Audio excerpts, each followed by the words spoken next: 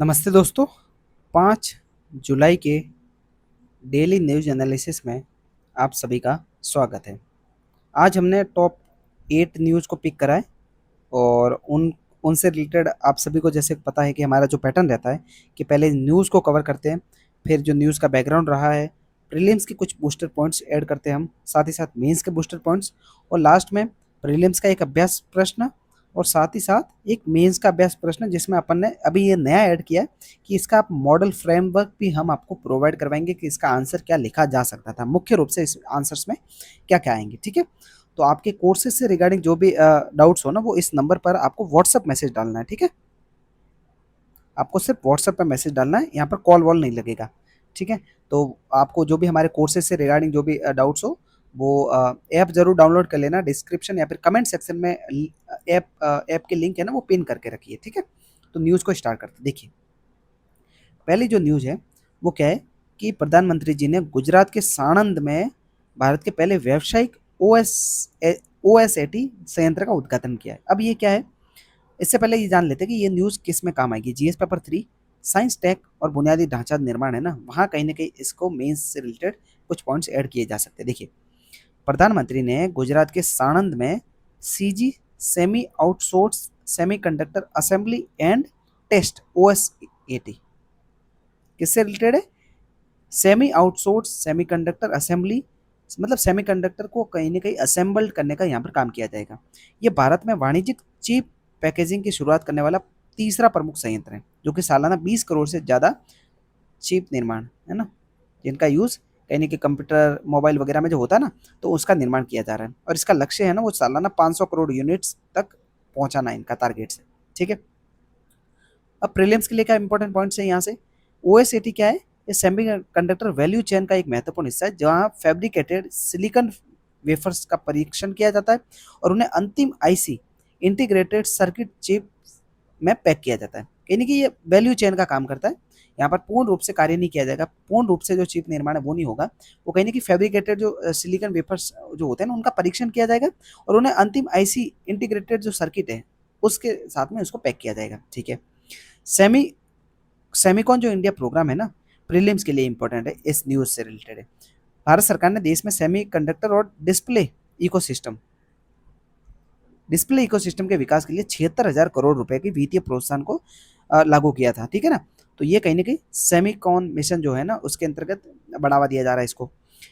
Design linked जो initiative है DLI योजना, इसने क्या किया? घरेलू कंपनियों को सेमीकंडक्टर डिजाइन करने के लिए वित्तीय और बुनियादी ढांचा सहायता प्रदान करने का जो कार्य है ना वो स्टार्ट किया है कि आपको फाइनेंशियल भी सपोर्ट किया जाएगा और कहीं न कहीं इंफ्रास्ट्रक्चर से रिलेटेड जो सहयोग है ना वो भी किया जाएगा, ठीक है? तो ये है डीएलआई स्कीम, ओके।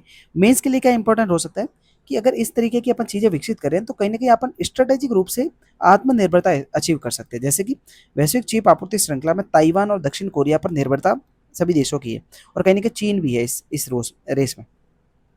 तो कहीं न कहीं ये जो आपूर्ति श्रृंखला जो व्यवधान बार-बार आ जाता है युद्ध वगैरह की वजह से, तो इसको अगर कहीं न कहीं पास करना है कि भाई आपको वैश्विक आपूर्ति श्रृंखला पर ज़्यादा निर्भरता नहीं बनानी है, तो कहीं न कहीं विनिर्माण सुरक्षा आपके पास होनी चाहिए। मैन्युफैक्चरिंग जितने भी यूनिट्स हैं, उनको डेवलप करना पड़ेगा आपको, ठीक है? ओके। आर्थिक प्रभाव देखिए ऑटोमोटिव, एआई, इलेक्ट्रॉनिक्स विनिर्माण में कहीं न कहीं वैल्यू एडिशन के रूप में इनको यूज़ करके चिप को यूज़ करके आप यहाँ पर भी कहीं न कहीं विनिर्माण सेक्टर को बढ़ावा दे सकते हो। आप अगर चिप का निर्माण करोगे, तो कहीं न कहीं जो घरेलू मोबाइल बन रहे हैं ना, उनकी तो भी उनके प्रोडक्शन में भी तो बढ़ोतरी होगी, ठीक है? आपको इम्पोर्ट नहीं करना पड़ेगा उन चीज़ों को, ठीक है? चुनौतियाँ क्या है? अत्यधिक पूँजी गहन प्रकृति होती है, आपको बहुत ज़्यादा इन्वेस्टमेंट की ज़रूरत होगी। शुद्ध पानी है ना, उसकी निरंतर आपूर्ति चाहिए अगर आपको चिप निर्माण के लिए आगो आपको इंस्टॉल करनी है कहीं पे भी यूनिट तो, ठीक है? बहुत ज़्यादा स्किल लेबर की आवश्यकता होती है, तो ये तीनों चुनौतियाँ हैं जो कि भारत में लगातार बनी रहती है, आप सभी को पता है। तो इससे उभर करके ही इन चीज़ों को अचीव किया जा सकता है। देखिए, प्रीलिम्स और मेंस का क्वेश्चन यहाँ से क्या हो सकता है? सेमीकंडक्टर उद्योग के संदर्भ में ओएसएटी शब्द निम्नलिखित में से किसे सर्वोत्तम रूप से परिभाषित करता है?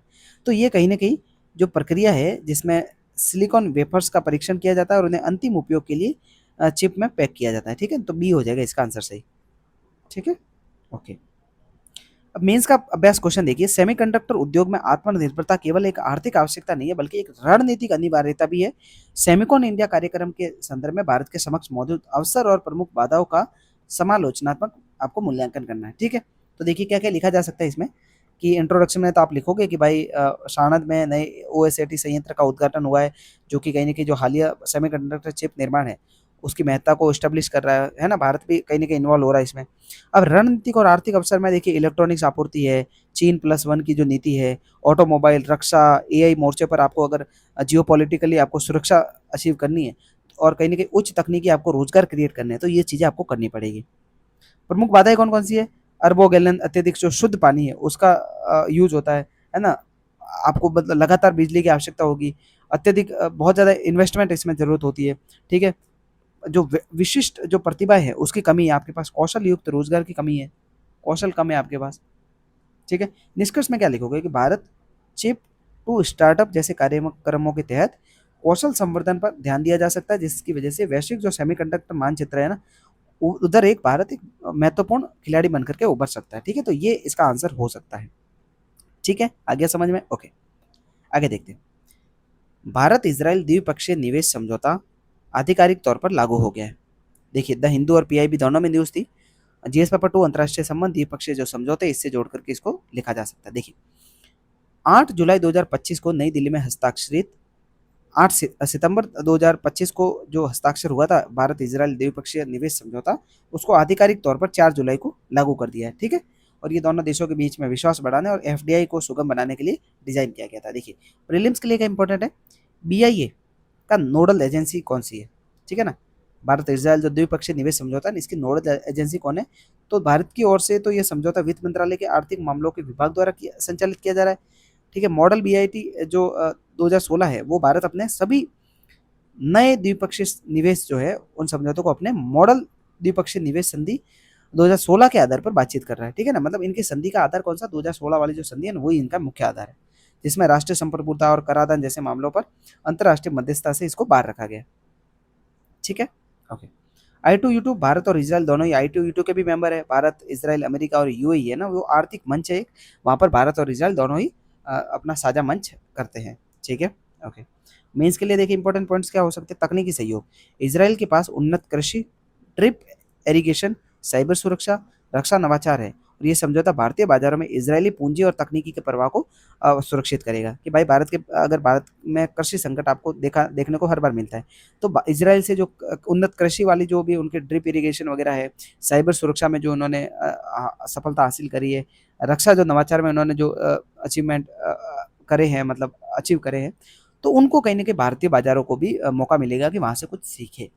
ठीक है, सुरक्षा क्लॉज, नए बीआईटी के तहत विदेशी निवेशकों को स्थानीय अदालतों से में पहले न्याय तलाशना होता है, जिसे भारत को अंतर्राष्ट्रीय न्यायाधिकरणों में होने वाले मुकदमों से राहत मिलती है। ठीक है ना, मतलब कि लोकल स्तर पर आप सारी समस्याओं का समाधान करोगे तो चीज़ें और भी बेटर होगी। ठीक है, ओके,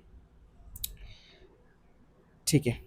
प्रीलिम्स का क्वेश्चन, हाल ही में लागू किए गए भारत इजराइल द्विपक्षीय निवेश समझौते के संदर्भ में बताइए कितने कथन सही है। यह समझौता भारत के मॉडल द्विपक्षीय निवेश संधि 2016 के सिद्धांतों के अनुरूप है, पहला सही है। इसके तहत भारत में होने वाली किसी भी कर संबंधी विवाद को सीधे अंतर्राष्ट्रीय मध्यस्थ स्थानों पर लिया जाएगा नहीं, लोकल स्तर पर आपकी लोकल अदालतों में ही इसका सुनवाई होगी। तो पहला सही है, दूसरा गलत है, तो केवल ए हो जाएगा सही। ठीक है, मेंस का क्वेश्चन देखिए कि द्विपक्षीय निवेश संधियां किसी देश के आर्थिक विकास और संप्रभु नीतिगत अधिकारों के बीच में संतुलन बना करके चलती है। भाई द्विपक्षीय निवेश संधियां है तो दो देशों के बीच का मामला है, कोई भी तीसरा देश शामिल नहीं हो रहा है, ना अंतर्राष्ट्रीय मध्यस्थता की जरूरत है, आप लोकल स्तर पर ही आपके खुद के स्तर पर ही आपको सारे इशू रिजोल्व करने हैं। ठीक है ना, तो ये सारी चीजें कहीं ना कहीं आपके अधिकारों के संतुलन के साथ साथ संप्रभु जो नीतियां हैं आपकी उसको भी लागू रहने देती है। हाल ही में हुए भारत इजराइल द्विपक्षीय निवेश के समझौते के आलोक में आपको बताना है। ठीक है, इसकी रूपरेखा क्या होगी? आपको भूमिका में क्या लिखना है? ये जो निवेश संधि है इसको परिभाषित करना है, भारत इजराइल समझौते के हालिया जो परिवर्तन हुआ उसका थोड़ा बहुत संक्षिप्त में उल्लेख करना है, मुख्य जो भाग है उसमें आर्थिक विकास बनाम नीतिगत जो संप्रभुता है उसको देखना है, भाई सुरक्षा की गारंटी देकर विदेशी निवेशकों में विश्वास जगाने की जो बात है। दूसरी ओर वोडाफोन जैसे मामलों के बाद भारत ने संप्रभु कराधान अधिकारों को संधियों से अलग रखा है। कि भाई वोडाफोन जिस तरीके से मतलब करप्ट हो गया, मतलब कि भाई आपके पास पैसा चुकाने को है नहीं। तो कहीं न कहीं जो संप्रभु कराधान अधिकारों को संधियों से अलग रखना है कि भाई आपको कराधान वाला वाला मामला है ना, उसको तो कहीं न कहीं लागू रहने देना चाहिए, है ना? वो संधि से अलग रखना है कि भाई टैक्सेशन तो लगेगा, जो भी आपके अनुसार, आपके मार्केट के अनुसार लगेगा, ठीक है? भारत इजराइल संदर्भ में आपको लिखना है कि रक्षा, जल प्रबंधन, सेमीकंडक्टर वाले क्षेत्रों में जो इजरायली निवेश है, वो कहीं न कहीं पर्यावरण और सुरक्षा नीतियों पर राज्य के अधिकारों की रक्षा करेगा, ठीक है ना? तो ये सारा सहयोग अपन इजराइल से ले सकते हैं। फिर लास्ट में निष्कर्ष में बताना है कि ईज़ ऑफ डूइंग बिज़नेस करना पड़ेगा, राष्ट्रीय हितों को मतलब सही रूप से सामंजस्य प्रदान करना पड़ेगा। ये सारी चीज़ें लग करके आपको लास्ट में कंक्लूड करना है इसको, ओके? नागरिक उड्डयन को बढ़ावा देने के लिए जो क्षेत्रीय हवाई संपर्क को बढ़ावा देने के लिए जो उड़ान योजना लॉन्च की थी, उसका थोड़ा विकसित मॉडल अभी लॉन्च किया गया, ठीक है? जीएस पेपर 3 बुनियादी ढांचा, विमानन, क्षेत्रीय विकास से रिलेटेड इसको जोड़ा जा सकता है। देखिए, प्रधानमंत्री ने जोधपुर हवाई अड्डे पर नए टर्मिनल भवन के उद्घाटन के साथ में उड़ान, उड़े देश का आम नागरिक जो योजना है ना, उसके अगले चरण विकसित उड़ान की शुरुआत करी है। केंद्रीय मंत्रिमंडल इस योजना के अगले दशक 10 वर्ष के लिए इसको बढ़ा दिया है। इसमें क्षेत्रीय विमानन और अधिक लोकतांत्रिक और टिकाऊ जो विमानन है, वो प्रोवाइड करने के इसमें लक्ष्य रखे गए, ठीक है?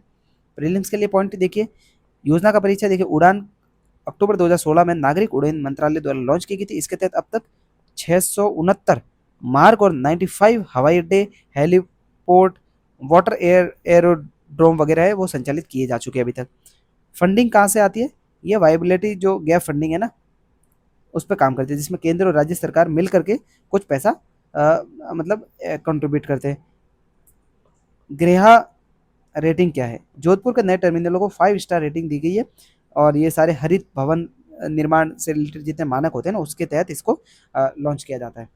मेंस के लिए बूस्टर पॉइंट्स, क्षेत्रीय आर्थिक संकलन, टियर 2 और टियर 3 शहरों को महानगरों से जोड़ करके पर्यटन, चिकित्सा और आपातकालीन जो रसद है ना, उसकी गति को बढ़ावा देना है, ठीक है?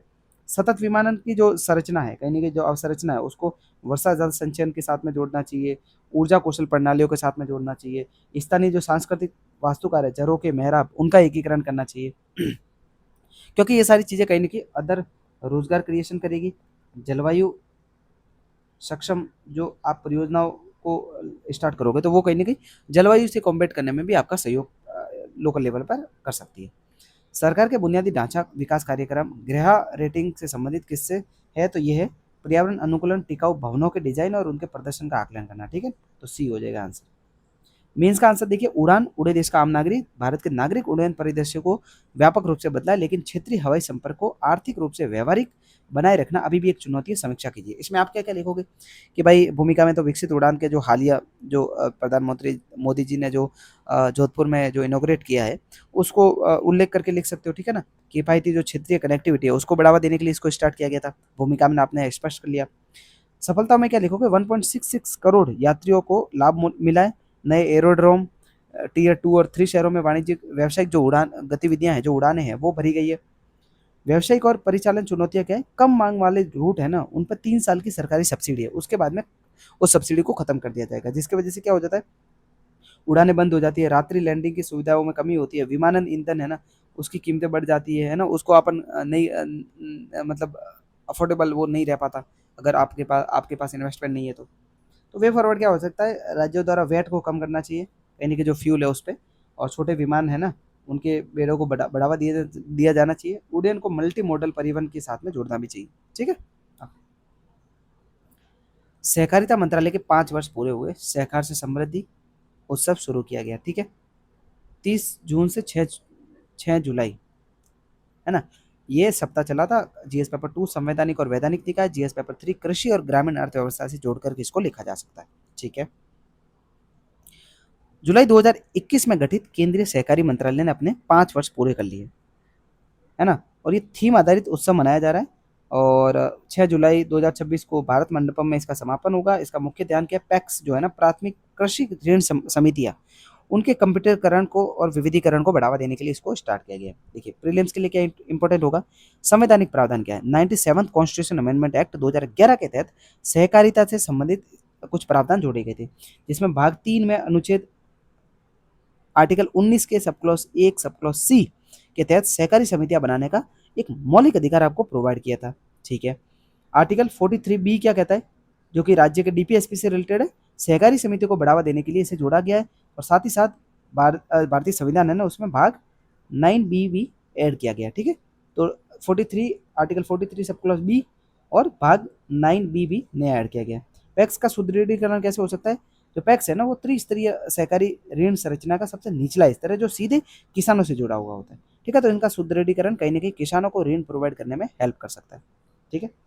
मेन से रिलेटेड पॉइंट्स देखिए, समावेशी विकास, सहकारिता मॉडल ग्रामीण महिलाओं, छोटे जो डेयरी किसान हैं, मछुआरे हैं, उनको पूंजी और बाजार तक सीधे पहुंच प्रदान करके बिचौलियों को समाप्त कर देगा। विश्व का सबसे बड़ा अन्न भंडारण, देखिए पैक्स के माध्यम से सहकारी क्षेत्र में दुनिया की सबसे बड़ी अनाज भंडारण परियोजना लागू की जा रही है, जिससे खाद्यान्न की जो बर्बादी है ना, उसको कम किया जा सकता है। तो ये चीजें कहीं ना कहीं प्रीलिम्स और मेंस वाले जो पॉइंट्स है ना, आपको थोड़े बहुत नोट्स भी बना लेने, जो कि आपके काम आएंगे, ठीक है ना, मेंस के टाइम पे। प्रीलिम्स का पॉइंट देखिए, सहकारी समितियों के संदर्भ में बतानी, जो संवैधानिक प्रावधान है उसके संदर्भ में बताना है। सहकारी समितियां गठित करने का अधिकार भारतीय संविधान के भाग 3 के तहत एक मौलिक अधिकार है, ठीक है, सही है। नीति निर्देशक तत्व में सहकारी समितियां स्वैच्छिक संगठन को गठन को बढ़ावा देने के लिए 43B के तहत इसको ऐड किया गया, तो दोनों ही सही है, ठीक है। ओके, वही 97 कॉन्स्टिट्यूशन अमेंडमेंट 2021 आर्टिकल 19(1)(c) और आर्टिकल 43B, ठीक है।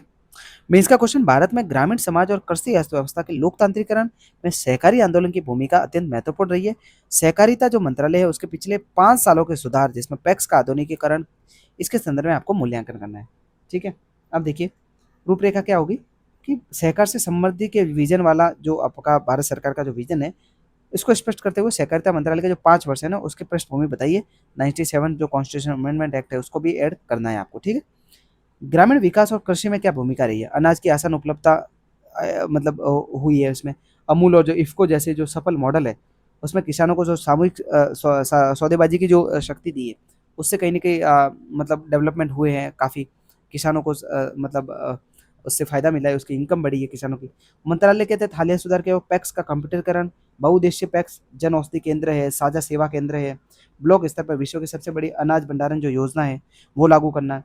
चुनौतियाँ क्या है? राजनीतिक हस्तक्षेप होते हैं, वित्तीय कुप्रबंधन होता है, भ्रष्टाचार वगैरह है, तो उनको दूर करके व्यावसायिक स्वायत्तता देना ही ग्रामीण समृद्धि का मार्ग प्रशस्त कर सकता है, ठीक है। तो ये आज की कुछ कितनी न्यूज़ थी? 4 न्यूज़ थी, है ना? मैंने 8 बोल दिया था शायद। तो ये 4 बहुत ज़्यादा इंपॉर्टेंट न्यूज़ थी आज की, तो इनको आज अपन ने कवर कर लिया है। तो इसी तरीके से ये सारी डेली क्लासेस चलती रहेंगी और मंथ एंड में आपको पूरे मंथ का रिवीजन भी करवा देंगे, ठीक है ना। लगातार बने रहिए आप हमारे साथ में, शेयर कीजिए, सब्सक्राइब कीजिए, लोगों तक प्रथम आइए इसको पहुंचाइए, क्योंकि हिंदी मीडियम के लिए बहुत अफोर्डेबल प्राइस पे हम सारे बिल्कुल वैल्यूएबल कंटेंट को प्रोवाइड करवा रहे हैं, ठीक है। धन्यवाद। जय हिंद, जय भारत।